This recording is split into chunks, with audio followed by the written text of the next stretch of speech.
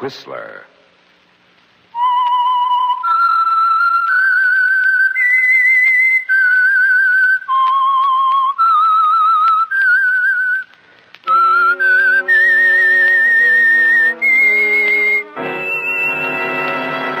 I am the Whistler, and I know many things, for I walk by night. I know many strange tales hidden in the hearts of men and women who have stepped into the shadows. Yes, I know the nameless terrors of which they dare not speak. And now for the Whistler's strange story. So soon.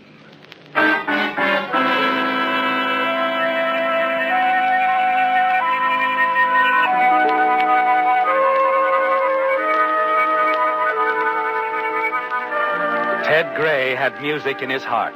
He heard a melody in the rustle of every leaf, saw a song in the bend of every river.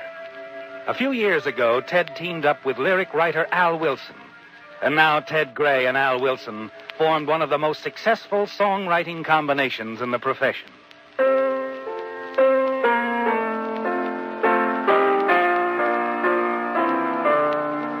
As Ted played for the 100th time his latest composition, titled So Soon, his mood was one of major harmony, except for one thing, his partner. For months, his dislike for Al Wilson had been growing. And now you almost hate him, don't you, Ted? You hate him because of his slow, methodical, painstaking rhyming, his even disposition. But most of all, because you're almost certain he's captured the love of the only girl you've ever truly cared for. Corinne Mitchell, once your copyist and part-time secretarial helper, now the head of her own publicity bureau.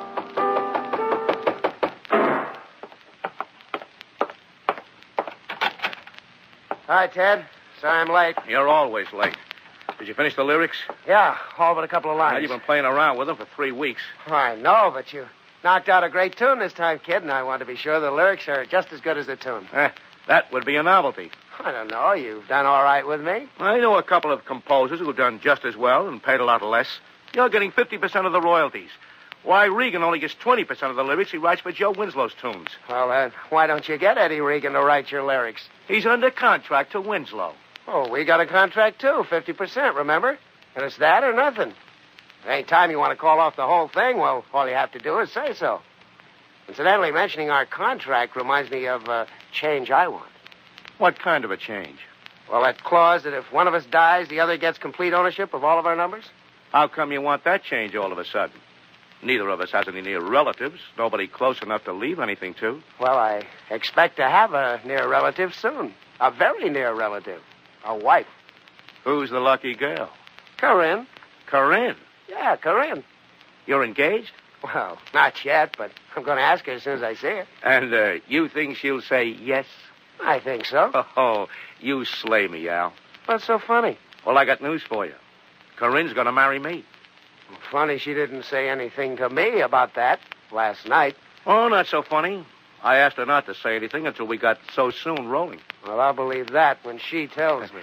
She'll tell you, Al. She'll have a chance when she gets back from that publicity trip to Seattle. Well, that's all right with me. Meantime, how about finishing those lyrics? With Corinne out of town, there's nothing to distract you. And Marcia Wallace promised she'd sing it at her opening at the Club Rio a week from Saturday night, if we finish it. All right, Ted. I'll try to finish it. Well, I wish you would. Once we get the song going, we can go into that contract thing. Only be a week or 10 days. By that time, Corinne ought to be back, too. That I'm not forgetting. Okay. It's a deal. Good. I'll drop by your place in a couple of days. By then, you ought to have the lyrics finished. Okay? Right.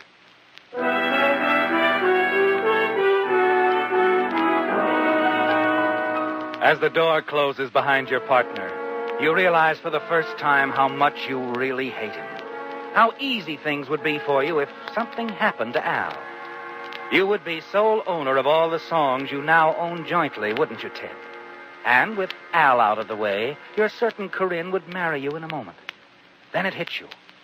Something must happen to Al before Corinne returns and before your royalty contract is changed. You're startled as you realize you're thinking of murder. You've never even imagined yourself as a killer. Neither has anyone else, have they, Ted? No. And you're certain they never will. That's why you feel sure you can remove Al and get away with it. You think about it for a couple of days and then phone Al.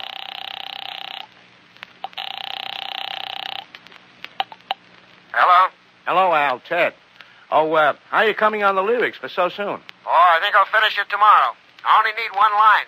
So I'm going to stick here all day if I have to. I won't even answer the phone. Good idea. Now, let's see. Tomorrow's Friday. I'll take it out to Lou late in the afternoon. He'll get the lead sheet out Saturday morning.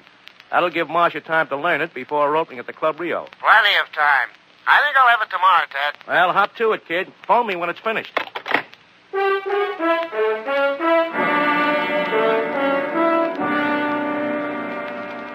When you hang up the phone, you realize the time has arrived, don't you, Ted?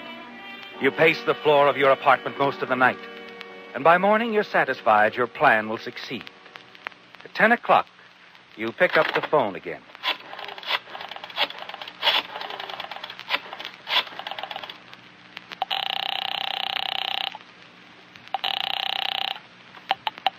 Central Publishing.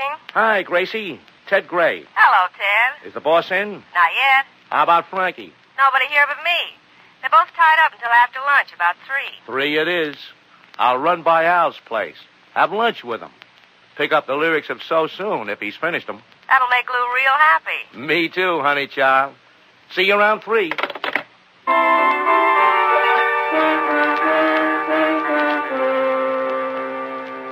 Because everyone believes you're the closest of friends, you're certain you can kill Al Wilson and get away with it, aren't you, Ted? You won't make the mistake most criminals make.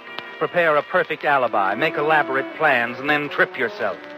No, your alibi will actually be imperfect. But you'll plan your day hour by hour. Your routine will be the average routine of a normal day. Yes, your every action will be the very opposite of anyone planning a crime. The simple audacity of your act will be your insurance of success. You'll simply kill your partner as close to 3 o'clock as you can. Go straight from his apartment to Central Publishing, where you'll wait your usual 20 minutes or more for Lou. When news of Al's death breaks, you will be as surprised and shocked as anyone. You finish dressing, eat a leisurely breakfast, read the paper, and then take step 1 in your plan. 3 hours before you plan to kill him, you drive over to the drugstore next door to Al's apartment building around lunchtime. Hi, Mr. Adams. Oh, hello, Ted. Just missed your partner. Al? Mm-hmm. I was on my way to Al. Hey, he said he had to work all afternoon on the lyrics to your new number. Well, then I guess I'll take him to lunch. Huh? Give him strength for the job. You better let me have a carton of cigarettes, too, Mr. Adams. Yeah, check.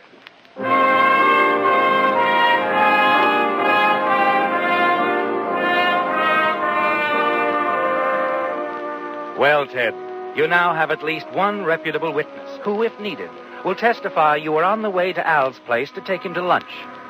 You leave the drugstore, and just in case the druggist is watching, you enter Al's apartment building, then walk straight through the downstairs hallway to the rear entrance. You hurry down the alleyway to the boulevard where you've parked your car. Drive aimlessly for an hour or so, then return to your own apartment building, where you make certain another reputable witness will be able to testify that you were at home after your midday visit to Al. Come in?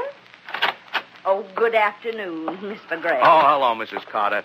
I was just wondering if you might have a larger apartment vacant, one with an extra bedroom. Well, I will have on the first of the month. Do you have some friends? No. Al and I thought we might get more work done if we lived in the same place. I just had lunch with Al. Oh, this will be perfect for you two bachelors.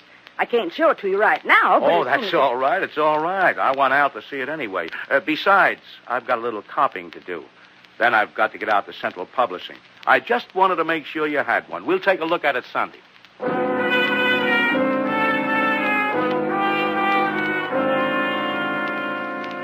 Well, Ted, your plans are now complete. You have witnesses as to your whereabouts at 2 highly important times. You pace the floor of your apartment, watch the clock. Finally, the minute arrives. And at 10 minutes before 3, you walk down the alleyway in the rear of Al's apartment building. Hurry upstairs to the 2nd floor.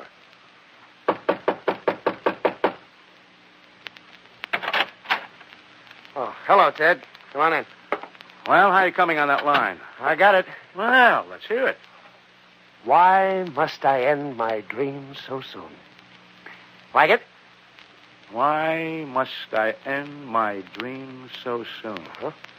That's okay. Just can't figure out how it took you so long. Well, you see, Corinne and Well, I don't want to talk about Corinne now. Well, Corinne Look, and... forget Corinne for now. Look, I'll take this lead sheet out to Lou North right away. He'll get it to Marshal Wallace. Okay, Ted. Look, Al, I had to skip lunch today. Have you got anything to eat in the kitchen? Oh, yeah, there's some cheese and bread back there. Well, that's enough for me.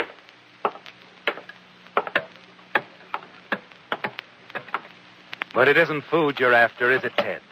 No, you know exactly what you're looking for. And you find it in a drawer of Al's kitchen cabinet, the bread knife. Then you return to the living room. Find anything? I found what I was looking for, Al. What do you mean? Well, what's the matter with you? Wait a minute. Listen to me. Ted!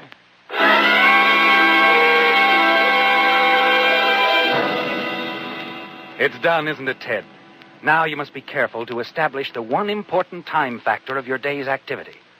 You drive quickly to an outside phone booth half a block from Central Publishing. Operator, Hello, police headquarters. just a moment.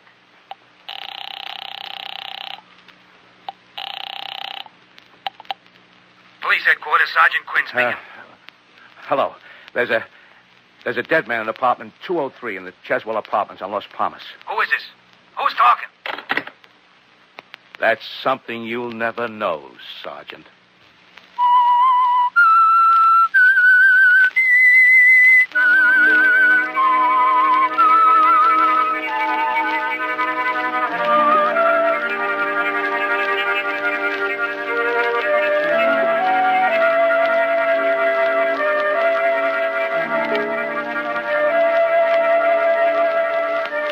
Well, Ted, it's going beautifully, isn't it? You've removed Al Wilson, and you're certain you'll never be suspected, aren't you? It's all been timed so smoothly. Within a minute after your call to the police from a public phone booth, you're at the Central Publishing offices. You planned things perfectly, didn't you? Your innocent actions throughout the day, your purchase of cigarettes before noon, your inquiry about the apartment after lunch. Yes, Ted, all that's required now is a quick finding of the body, which, of course, your phone call is taken care of. You're confident as you stroll into Central Publishing, almost on time for your 3 o'clock appointment. Hello, Angel. Boss here? Always on time, Teddy, they call him. No, Lou's not here yet. Well, that's all right. How about old Tennessee Frankie? He's here. Frankie? Yeah, Ted Gray's here. be right out. Hi, Ted. Hiya, boy. What you got? Oh, just another moneymaker for Central. So soon? Yep, so soon. Did you tell Lou about it? No, you did. 30 or 40 times. Come on back. Let's take a listen.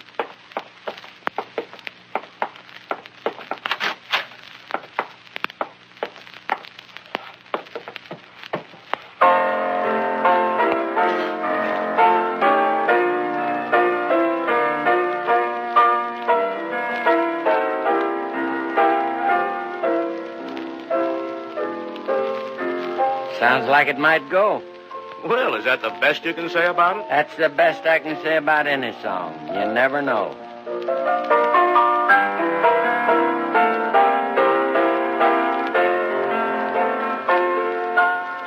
Well, look, how about getting a lead sheet on it right away, will you, Frankie? Sure. You know, I put on that line Al was having so much trouble with myself.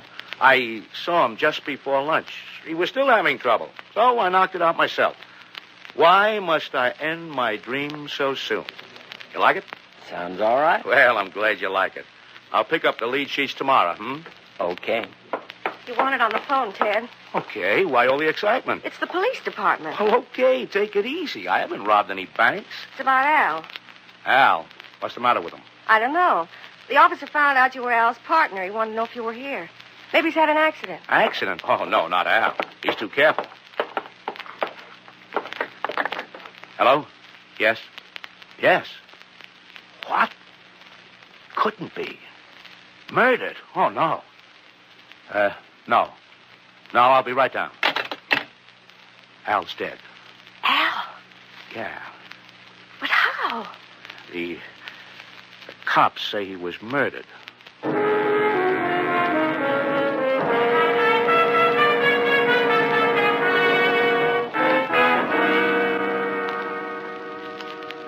You say you saw your partner this morning, Mr. Gray? Yeah, that's right, Lieutenant. I got over there about 11:45. Mm-hmm.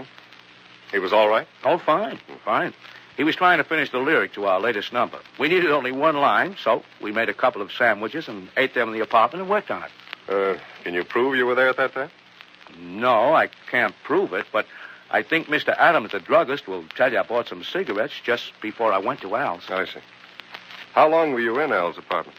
Oh, not very long. A few minutes after we finished eating, the line came to me, and I went home. Mm-hmm. Typed out the complete lyric and took it to Central Publishing Company. You can prove this? Well, no, Lieutenant. After all, I wasn't planning on having to account for my time. Well, wait a minute. I can prove I came back to my apartment after I had lunch with Al. I talked with Mrs. Carter, the apartment manager, about a larger apartment. Mm-hmm. Well, we'll check on your statement. The important thing is, where were you at 3 o'clock? 3 o'clock? Central Publishing, yeah. I guess there's no way I can prove it. Unless the receptionist, she'll remember that I... We'll question her, of course. Oh, you're not under suspicion, Mr. Gray, any more than anyone else. I realize that, Lieutenant. But we do have to investigate every angle. Well, thanks for your cooperation. If we have any more questions, we'll phone you. And if I think of anything important, I'll phone you. Anything I can do to help catch Al's killer will be a pleasure.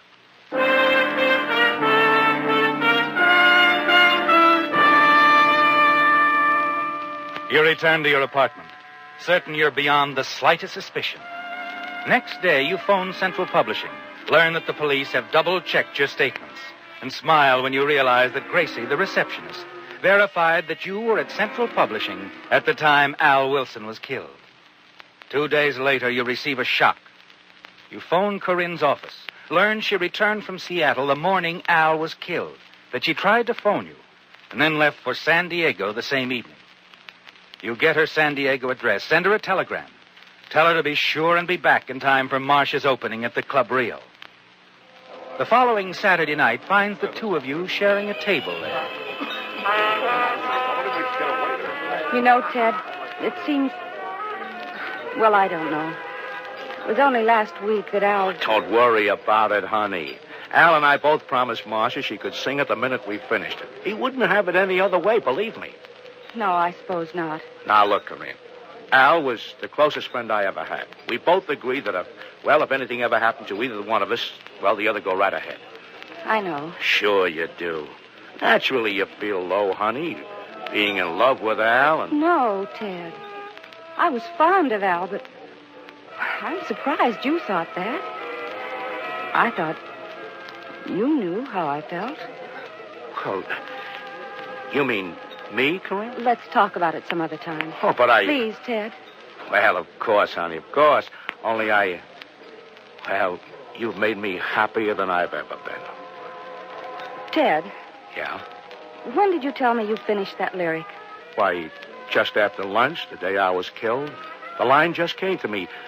Why must I end my dreams so soon? Look, here's the original typewritten copy. I got it back from the publisher a couple of days ago. He sent Marcia a lead sheet. Ted, Huh? Listen to me a minute. Now, look, honey, we'll talk later. You're all excited. Now, so am I. And look, you stay here. Catch things from out front. I'm going backstage to see Marcia for a minute. Well, do you mind? No, Ted, I don't mind. Good. I'll be right back after Marcia finishes, okay?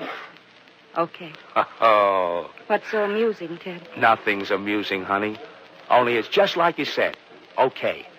After what you told me a few minutes ago, I'm sure everything's going to be okay from now on out.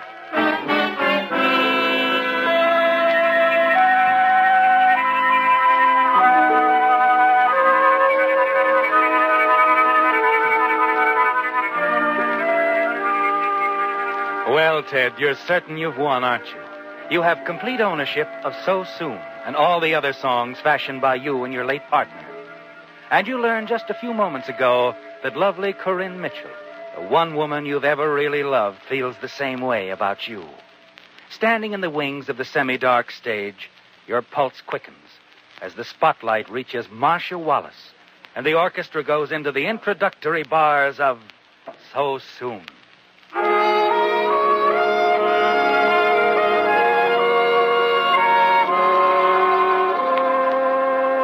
So soon to tell me that we are all through. So soon to say that you found someone new.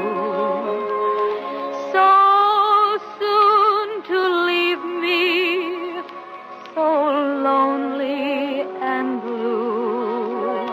Why must I end my dream so soon?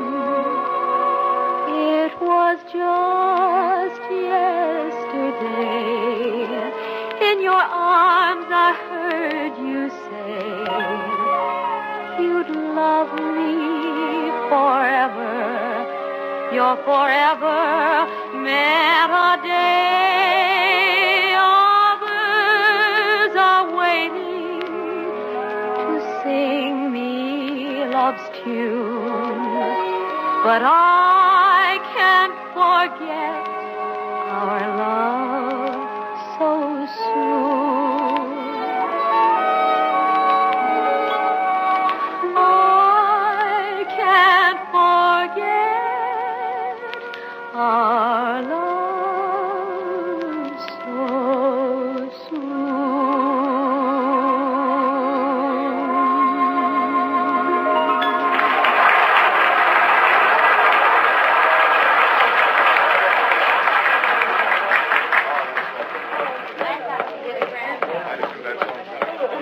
Excuse me, please. I beg your pardon. Honey, it went great, didn't it? Say, did you...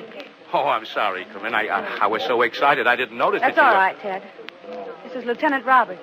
Homicide. Yeah, we've met before. Well, I knew Marcia was going to slay him tonight, but I didn't think she'd be arrested for it. She won't be. I called the police, Ted, just after you went backstage.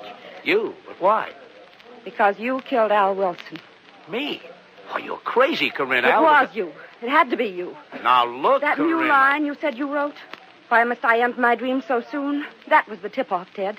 You said a little while ago you wrote that line right after lunch the day Al was killed. That's right, I did. You're lying, Ted. When you handed me this typewritten copy a few minutes ago, you told me the whole story. That line wasn't even Al's line. It was mine. It came to me about 2 o'clock the day Al Wilson was killed. 2 hours after you say you saw Al for the last time. I typed it on my portable. Then I took it over to Al. You went to Al's apartment? Yes. I called you earlier. Couldn't get you, so I drove over to Al. Well, maybe I did lie about the song, but that doesn't prove that I... It proves enough that I'm arresting you for the murder of Al Wilson, Mr. Gray. You see, Ted, I reached Al's apartment about 2:30 and left about 2:45. The coroner says Al was killed around 3. Well, maybe he was. And at 3 o'clock, You I were was in over Al's the... apartment. You had to be. Only 2 people besides me could have possibly known that line, Ted. Al Wilson and the man who killed him.